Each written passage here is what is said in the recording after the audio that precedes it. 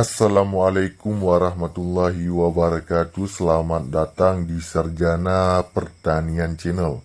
Jadilah bagian dari kami dengan like, komen, dan subscribe. Nah, langsung saja tutorial kita pada kali ini seputar Instagram ya. Coba kita buka dulu aplikasi Instagramnya.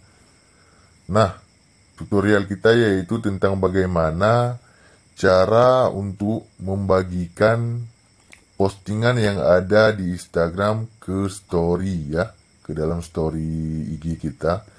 Sekarang coba kita lihat salah satu postingan ya. Misalkan postingan dari Pak Jokowi ini.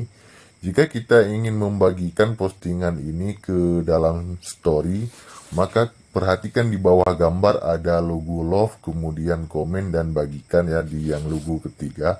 Di sini kan ada logo love, kemudian ada komentar dan juga bagikan.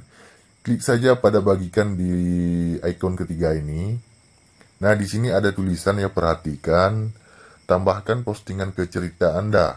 Jika kita ingin membagikan postingan dari Pak Jokowi barusan ke dalam cerita ataupun story IG kita, tinggal klik saja di sini ya, tambahkan postingan ke cerita Anda.